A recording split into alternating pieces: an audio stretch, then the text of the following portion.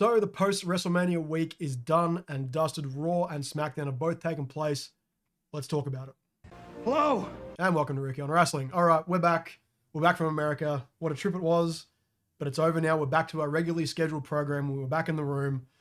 And yeah, let's talk about everything that happened post-WrestleMania. Now, I was going to do a video right after Raw after Mania, but last night in Vegas, things got a little bit wild, and apparently at some point, my entire friend group, we all picked up a bug, and we have been sick for the past couple of days. Now, a flight home from America for us is about 14 hours in one go, and it was pretty brutal being crook as a dog on that flight back from the States. So you'll have to excuse me. There will be a lot of edits in this video, probably me just editing out all of the coughs and sniffs and stuff because I'm still a little bit sick. But we persevere, we carry on.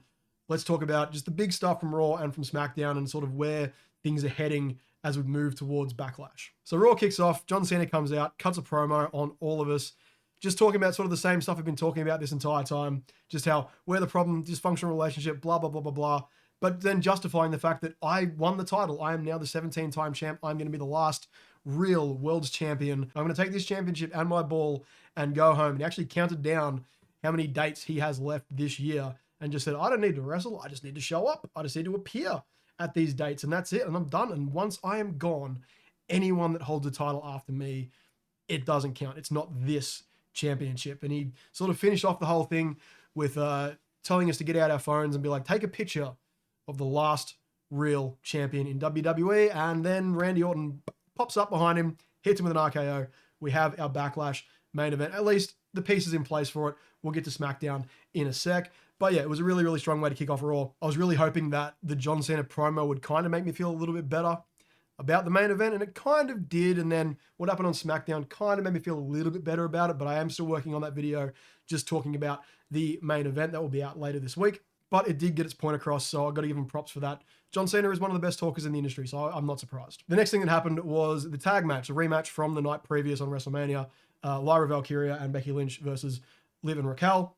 This was a much better match than what they had at WrestleMania, and title switch back to Liv and Raquel, and we get the Becky Lynch heel turn, obviously setting up a program between her and Lyra Valkyria for that women's IC title. I thought this was really, really good. The match was excellent from start to finish, and then the angle at the end, it is something we have seen before. Don't get me wrong. Becky Lynch has come out. I think she did the Bianca Belair at SummerSlam a few years ago. Comes out, turns heel, and then goes into a heel program. Now, Becky Lynch as a heel, not the biggest fan of it. I think she works much better as an underdog babyface, but I still think she could put in the work to be a really, really effective heel here against Lyra and really start elevating that women's IC title. Because ever since Lyra got it, it's just kind of been in limbo. It's like, you're the IC title holder, but aside from Bayley, no one's really stepped to her and said, I want that. And that's what Becky did here. It's like, you have something that I want. You cost us this match. You cost us these titles. Fuck you, essentially. And I'm going to take what is most prized to you right now, which is that IC title. So I think that was really, really effective. I just still don't really like Becky as a heel, but it is what it is. Now let's talk about returns, and that is usually one of the big things that happens in the post-WrestleMania week is returns. And on Raw, we got Rusev. He's back. Rusev Day is back. That was what we were all chanting in the arena. And yeah, he came out and attacked Otis and Tozawa. The New Day were also part of the segment, but didn't really play much into the segment. So it's kind of hard to work out. I think he's going to run as a heel initially, but I don't really know what this did except for just reintroduce the crowd to Rusev. He's back. It's cool. I'm glad to see him. I really, really like Rusev. It'll be interesting to see what they do with his character. This is a completely new WWE. All of the top level management has pretty much changed since he was here last. So hopefully no more cuckolding angles for Rusev. I know Lana wasn't on TV. Apparently she has signed some sort of deal with the WWE going forward, but I don't know whether that's going to be like in an on-screen role as Rusev's manager. So just no more cuckolding angles for Rusev, please. Io Sky was out next, getting a fantastic reaction from the crowd, as she should, because she put in some work the night before. And then this sort of devolved into a crazy segment where Stephanie Vaquer came out. They had an impromptu match, which was really, really good. However, Roxanne Perez and Julia come out, stop the match. Then Rhea Ripley comes out, clears the ring, and then it's just her and Io standing in the ring. She picks up the belt, hands it to her, and says, I'm not done with that. I'm not done with you. So maybe we're getting a singles program between those two. But it was just awesome to see the reaction that all the NXT women got from the crowd. And like, I know Raw After Mania is one of the smarkiest crowds you're ever going to come across, but it was just really nice to see that like their work down there is appreciated, and we know that they're all going to be superstars. Like when that, like the bulk of that roster right now in NXT, especially in the women's division, starts coming up to the main roster full time, that women's division is already stacked, and just all of the possibilities of matchups that it makes me really, really excited. And like seeing Roxanne Perez, seeing Julia get really good reactions, Stephanie Vaquer getting a massive pop when her music hit, and just like the little bit of a match we got between her and Io Sky was fantastic. So I'm really excited for what happens when they start coming up to the main roster. I think this is going to rival that golden age when the Four Horsewomen came up, of just women's wrestling being in the forefront and just them showing everyone else on the roster how it is done. Then we had Jey Uso come out. Everyone Yeats music. We get a little bit of a promo with him and a returning Sami Zayn. That was really nice. There was a moment there where kind of Sami positioned himself right behind Jey, and it was like, are we going to get the heel turn? And I don't think so. I think that may be the first program we get. It's, it's the respect program. It's the, you won the belt, I'm happy for you, but I would like a chance at the belt. May I please have a chance at the belt? So I think that's where we're heading initially with those two guys. Jimmy came out as well. They all hugged. They did the handshake thing. It was fine. The stuff they do with Jey does seem to run long. Now, don't get me wrong. The crowd was into it the entire time, yeeting and going crazy. But I feel like at some point it is going to get on people's nerves. And trust me, there's plenty of people that I know that are fans of wrestling that are just like, I don't like Jey. I don't like it. I don't get it. The yeeting, it's all too much. And I think that eventually, if they keep doing it this much, then I think it may start to wear on people a little bit. Like, don't get me wrong, he is massively over, and anyone that says he's not is an idiot. I was in the arena on WrestleMania when he won the title. People went fucking nuts. But I do feel like there's a little bit of a turning of the tide when it comes to the just general attitude towards Jey. And I feel like segments like this, where it's just him not doing anything, not talking, just yeeting, aren't doing them any favors. I would really much rather see him coming out, cutting promos, and just showing off who he is, like his personality, who he is as a character. That is going to be much more effective in the long term than just doing this. So that's my only criticism there, but it was cool just to have Jey come out and celebrate and get his flowers. He deserves them. Okay, now we get to the seg that I don't know where this is going, but it was interesting, but it definitely fell into the category of dragging on way too long. At least in the arena, it was just like, this is still happening. Why is this still happening? It was Gunther coming out and attacking Michael Cole and Pat McAfee. So Gunther just kind of appeared ringside at one point in the night, and everyone's chanting, "You tapped out, you tapped out." And Michael Cole, apparently we didn't hear this, I heard it after the fact, just kind of was like, well, you did tap out. And so he starts to attack Michael Cole, and then he sort of transfers his energy to Pat McAfee and like chokes him the fuck out. The dude went purple. Really, really good sell job there from Pat McAfee. But then the aftermath of it is people coming out, doctors, referees, all that sort of stuff, separating them, and then like taking McAfee to the back. It just, I don't know if it was just us in the arena, because obviously on TV or on Netflix, some regions get ad breaks, some regions don't. So I don't know, wherever you are in the world, let me know if you had an ad break or you didn't, but it just kept going. Eventually he got replaced with Joe Test on the commentary table, and Michael Cole went back out there. But I'm just trying to work out where this is going. And now in the ensuing couple of days since then, we've obviously had in kayfabe the indefinite suspension and the fine.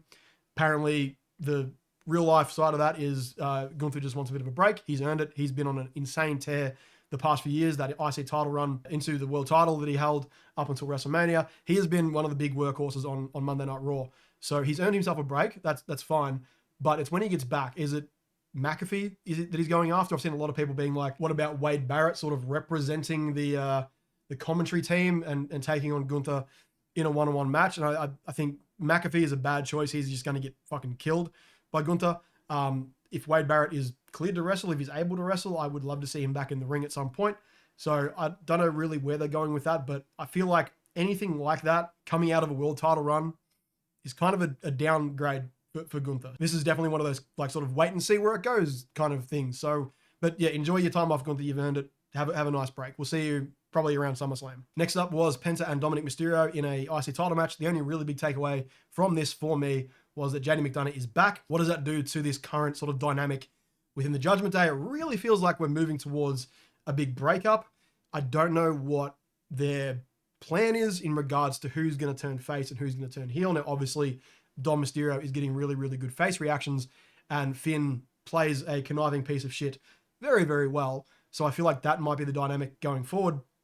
But at the same time, everything that Dom has done since he won the title in interviews and then on screen on Raw, he's still playing into that heel character. Now, I did bring this up, I think, in a video at some point, that he is going down the Eddie Guerrero route, where it's like, you don't change anything about yourself, your character, anything, but just the crowd changes around you. The crowd appreciates you. You still do all the conniving bullshit as a heel, but the crowd loves you that much that they're going to cheer you regardless. Now, that seems to be the direction that they're going with Dom if he is to take on that face role against Finn in a feud that will then splinter and break up the Judgment Day as we know it. Or the really bad option is they just fucking power through and just keep the Judgment Day together and have it way overstay its welcome, which kind of would suck. So I think we need to get to this Dom v Finn feud properly as soon as we kind of can, because obviously JD is back. That will sort of change the dynamic in the Judgment Day a little bit. I just kind of want him to hurry up and break up, because ever since Rhea and Damian Priest left, it hasn't been the same. It's had a cool new dynamic with obviously Liv and Raquel, but it just hasn't felt the same. It's time to sort of break these pieces up, move them on to the next things. You can kind of keep bits of it together. Like, I like Liv and Dom still being together, and Raquel's obviously Liv's enforcer, so they can stay together. I would kind of love a JD McDonough and Carlito tag team, because I think Raw needs more tag teams to sort of start taking on the New Day, or just beefing up that roster in general. But I think that's a really, really funny pairing that could also sort of get the crowd on side, because it is just so like weird. So I wouldn't mind seeing that. And then Finn can go off and do a monster heel run, and Dom can sort of stay as his character, but sort of be more perceived as a face going forward. And finally, Raw After Mania, final segment, out comes Seth Rollins. Pop was insane. I think people are just really, really happy that this is the direction that we're getting, because it's something we haven't seen before. But at the same time, he did turn heel. We are supposed to be booing this man, and I'm sure he will do enough in the future to get us to boo him. But tonight didn't really help, because something really cool happened. So he comes out, starts to cut a promo. Punk comes out, taping up his wrist. He's ready for a fight. He gets curb stomped. Out comes Roman. Everyone's chanting OTC, OTC. He comes out, gets in the ring, hits a spear, then goes after Heyman, is about to spear Heyman. I think he hits him with a Superman punch and he's about to spear him. And then this black hooded figure comes out, hits Roman with a spear, hood comes off. It is Bron fucking Breakker. We didn't really know in the arena that night what was going on. It was just like, that's Bron Breakker. Why is Bron Breakker out here? Bron hits Punk with a spear, and then you kind of realize, oh, this is what's happening. Rollins goes over to him, gives him a hug. Ladies and gentlemen, we have a new mega faction in WWE. Paul Heyman, Seth Rollins, Bron Breakker. Ooh, boy, does that get me excited. This is potentially a new Evolution stable, with like Paul Heyman taking over the Ric Flair role of the grizzled veteran who won't wrestle at all, but will be like the mouthpiece and the brains behind the whole operation. Seth in the Triple H role as the current champion, and then Bron Breakker as the new rookie upstart who they're sort of nurturing and developing as a main event star. Now, that does lead me to believe that there is room to add one more person to this function, another rookie, someone coming up who needs a bit of a push, who needs a little bit of development under this brains trust of Paul Heyman and Seth Rollins. And there's a bunch of names out there, and I might do a short at some point breaking down who I think would be a really, really good fit for that role. But yeah, a very, very exciting way to finish off the Raw After Mania. We have a new mega faction in WWE. I am super excited to see where this goes. All right, now let's talk SmackDown. It happened the day I landed back in Australia. I got home, was still kind of jet lagged, didn't know where I was, so I just chucked it on. I thought it was a really, really good show. I don't know if I liked it as much as Raw or didn't like it as much as Raw. I don't know. It was just, again, I think it's just a 3-hour thing. I think it just runs too long. If you had have maybe taken 1 or 2 segments out of this and got it down to a nice 2.5, even 2-hour show, I think it maybe could have rivaled Raw in how excited it got me. But I'm just looking forward to it going back to 2 hours in, I think it's June. Please hurry up and do it, because 3 hours is a lot. Like the SmackDown before Mania that I went to in Vegas, like it was a good show, because it was, leading up to Mania. It had some cool moments, but sitting in that arena for a 3-hour long televised show and having to endure all the goddamn commercial breaks, goddamn was it an absolute slog. So I think just 2 hours is the perfect time for SmackDown. Let's go back to that. But again, we start things off with John Cena coming out and cutting a promo on us, the viewers, this dysfunctional relationship that he hates. And then out comes Randy Orton. And obviously we got the RKO on Raw, comes out, and he's like, John, there's a hole in your life. There's something wrong with you. It feels like you're just taking your anger out on these people, but the underlying issue is that you're not a daddy. And he talks about the fact that, you know, when he got a wife and kids, it settled him down. We all know the stories about Randy Orton when he was younger, traveling with the boys, getting up to all kinds of mischief, ripping urinals off of walls. And it was a really like cool little meta commentary on like the sort of backstage lives of these guys. Now, obviously, like Cena is someone who has come out and said that he's not interested in having kids, and that's fine.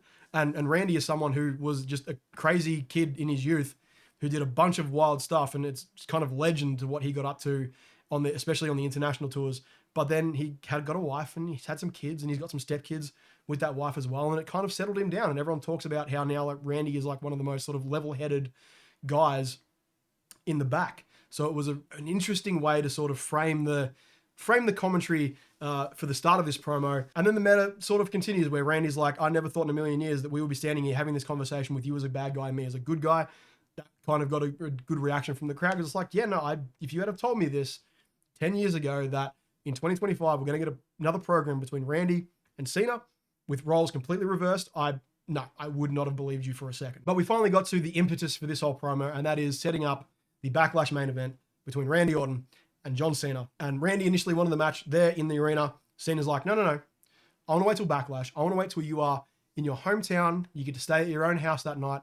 I want you perfectly rested because I want to beat you in front of all of your friends, all of your family, all of your loved ones. I want to embarrass you in your hometown of St. Louis. I accept your match. I'll see you there. And then tries to like go after Randy, beats him down for a little bit, but then Randy gets up, hits him with an RKO, grabs the belt, poses with it, puts it back on Cena, and then fucks off. It was a really, really effective opening segment.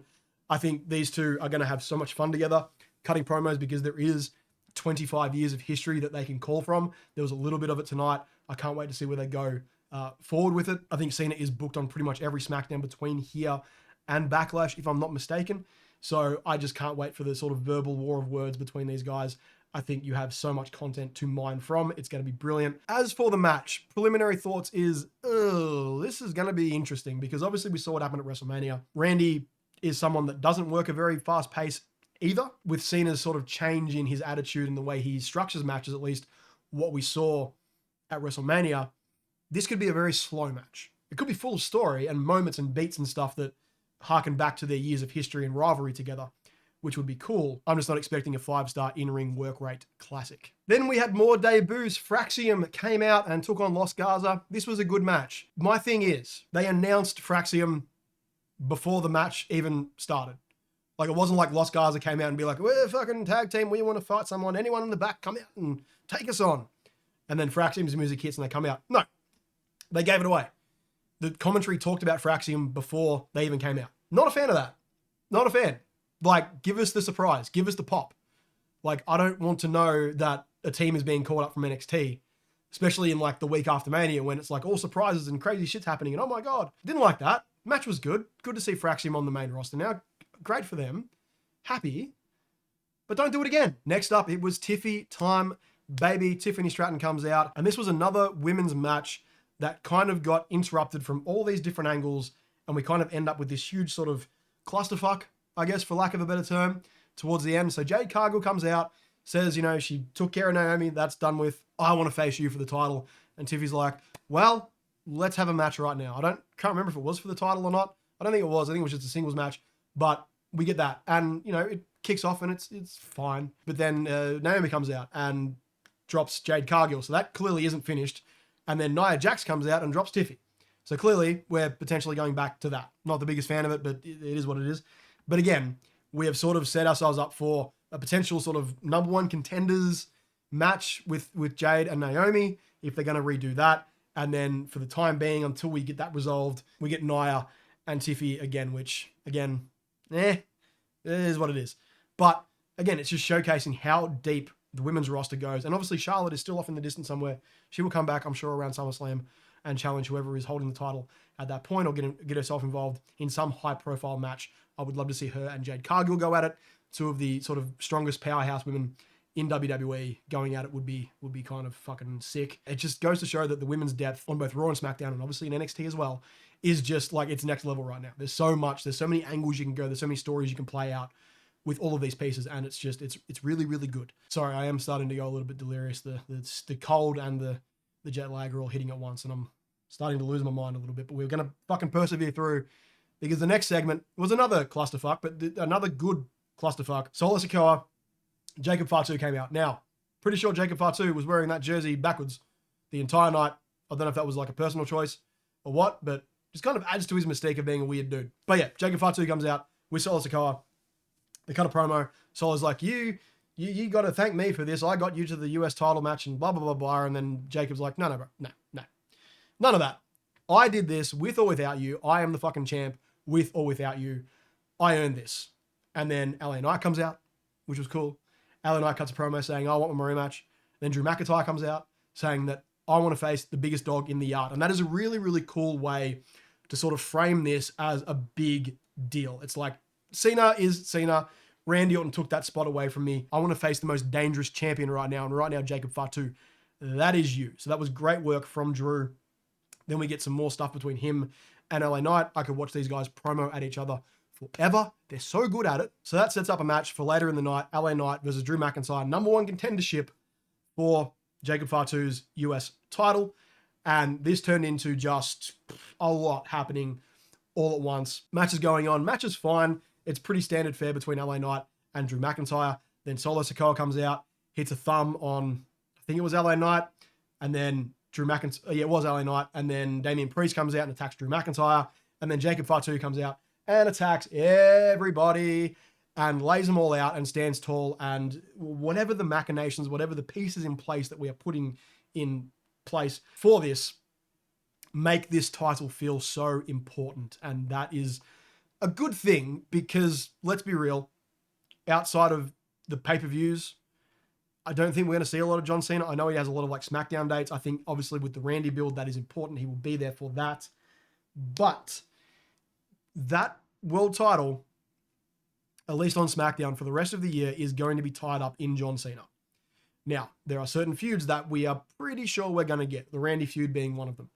After he's done that, I believe he's probably going to move on to CM Punk, which then takes him out of SmackDown and takes him to Raw. So, the US title for the rest of this year, until Cena drops, or actually does take it home with him in December, this needs to feel like a big deal. And this segment made it feel like a big deal.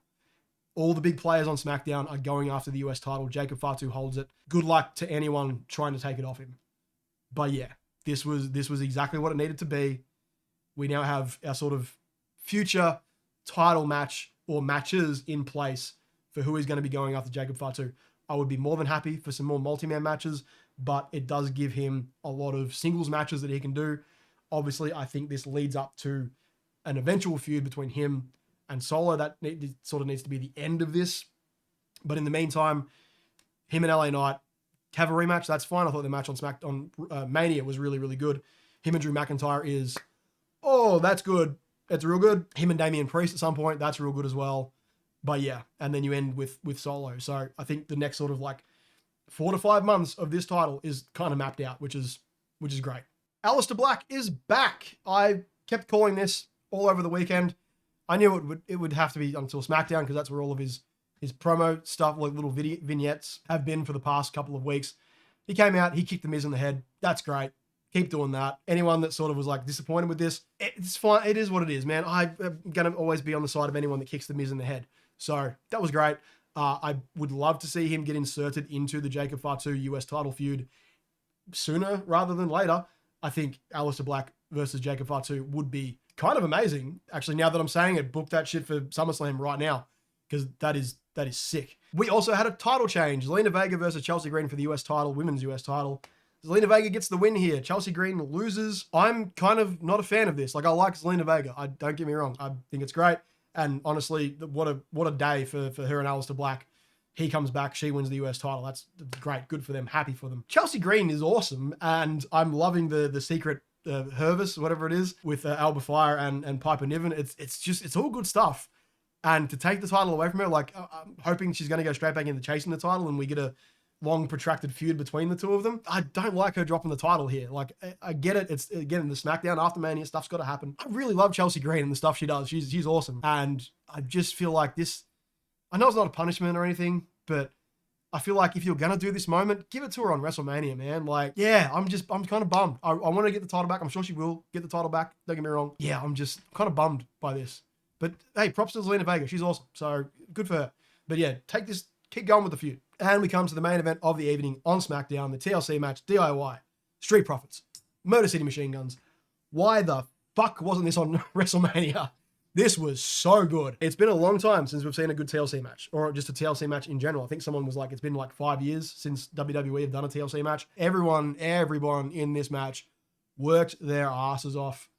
It was so good. There was a spear with someone hanging onto the belts, a la Jeff Hardy. There was a white noise through a goddamn ladder on the outside. There was a dude's prosthetic leg that got used. And I don't know if that was a spot they called, like if that was a plant or if they just like, that is a cool visual. Let's do it. Let's grab this dude in the front row's prosthetic leg and beat someone with it. And it was everything, man. I'm like, I'm just, why wasn't this on WrestleMania? So yeah, the end of this match kind of came down to, I can't remember what it was, but it was one of DIY and one of Motor City Machine Guns on either side of the ladder. And at some point, Montez Ford had been put, like his leg had been put through the underside of the ladder. So he was kind of hanging upside down in the middle of the ladder and managed to sort of crawl his way up and then crawl on the outside of the ladder to get up to the top, bopped the two teams' heads together. They fall down and he grabs the belt. And it was I wish this was at Mania. Like, I really do. Like, I understand you have to move some stuff off the Mania card.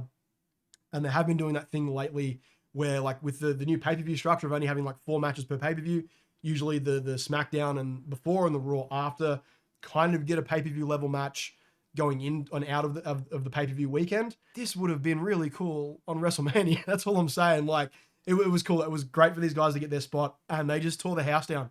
Like, I know all of these guys can work.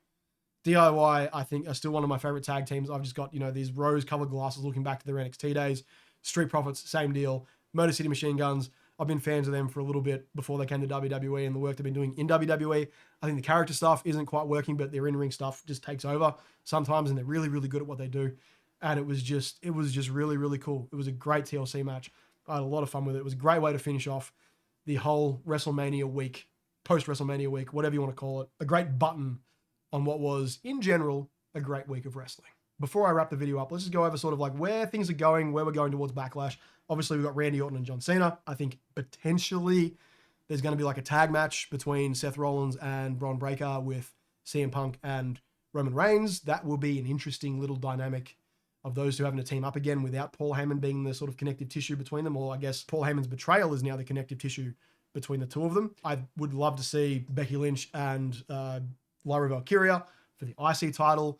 And, there's other stuff set up here, but I think those are sort of the most developed things at the moment to build towards Backlash, which is only in a few weeks' time. So, and then you can throw something else in there. I don't know what. Maybe Aleister Black gets a debut match against someone, or Rusev gets a debut squash match against someone on the pay-per-view as well. So that was WrestleMania. It's all done and dusted now. We're moving on. We move forward. We move towards Backlash in a couple of weeks. But just before I finish up this video, I just want to say I had the best time. I had such a good time in Vegas. All the people that I was traveling with are awesome. All the people that I met and talked with and just sort of shot the shit. At the Raw after Mania, we were sitting next to like 5 more guys who were from Melbourne here in Australia, which was super random. And like the guys in front of us were from England. We got talking to them, and it was just a really, really fun experience. So like I said in another video, I highly recommend doing it. Obviously, it's not cheap. It's not cheap, but if you have the means and you're able to go and you're like, I have enough discretionary spending money that I can afford to travel, however far away you are from America, I don't know. WrestleMania week it is the mecca for any pro wrestling fan, and I just had the best time. And yeah, I think that's about it. Anyways, thanks so much for watching. I genuinely appreciate it. And as always, bye.